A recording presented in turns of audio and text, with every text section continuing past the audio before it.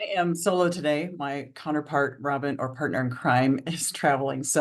But today I want to talk about Sleep Awareness Week because it's brought by the National Sleep Foundation, and they want to bring awareness to why we should get enough sleep and really focus on sleep. We are sleep deprived country, basically, and many people struggle with sleep. And we live in a very fast-paced society. We've got devices out the wazoo. I'm talking to you and I'm talking to myself. And it's easy to be so distracted and on our devices up until we go to bed, which is kind of one of the biggest. And if you sleep with your phone, I highly, highly, highly recommend you do not do that.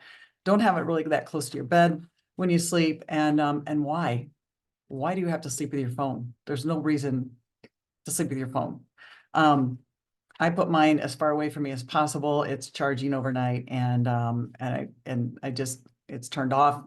Do not disturb. Don't wake me up. So please, I want you to really focus on that because that's one of the things you can do to help yourself go back to sleep.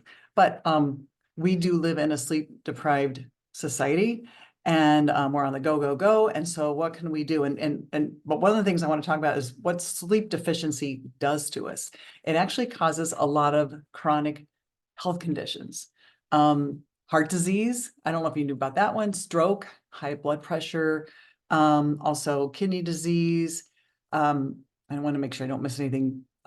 Obesity and depression are a few chronic diseases that sleep deficiency can bring on, unfortunately. And so that's can be prevented, which is pretty cool.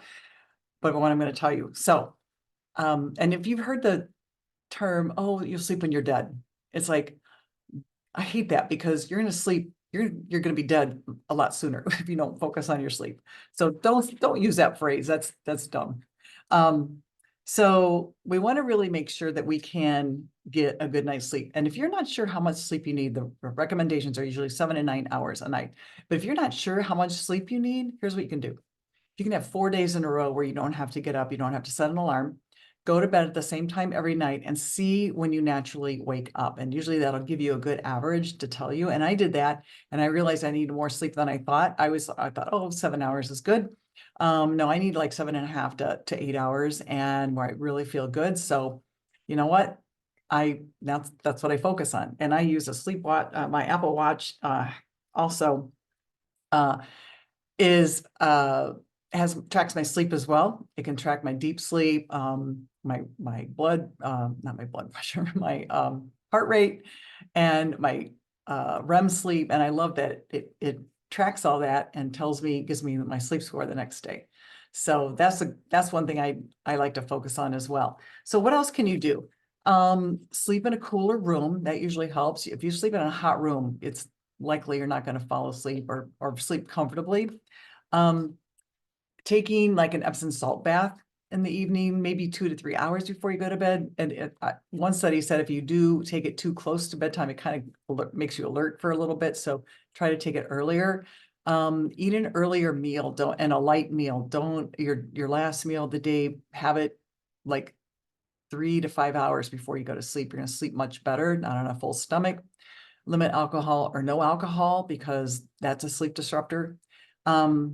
Make sure you have enough water during the day. And I stop drinking usually at 7:30, 8 o'clock at night because I don't want to have to get up in the middle of the night.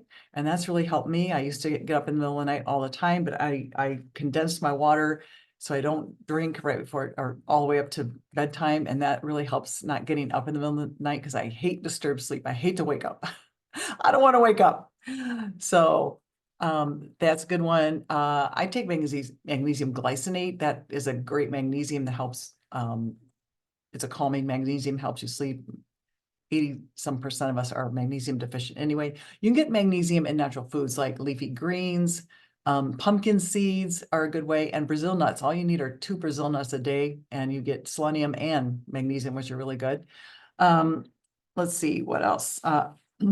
Avoid coffee, caffeine. I have to stop drinking that after 12 noon because otherwise I'm very sensitive to caffeine. So if you know you're sensitive to caffeine, make sure you stop it early. And I think turning off your devices, having a consistent bedtime is key. And then having a good morning routine, like waking up at the same time as well. And getting sunlight on your eyeballs as early as you can is really helps your sleep. It helps to help the melatonin to disappear, and your cortisol rises in the morning. That kind of wakes you up. That's your stress hormone, actually.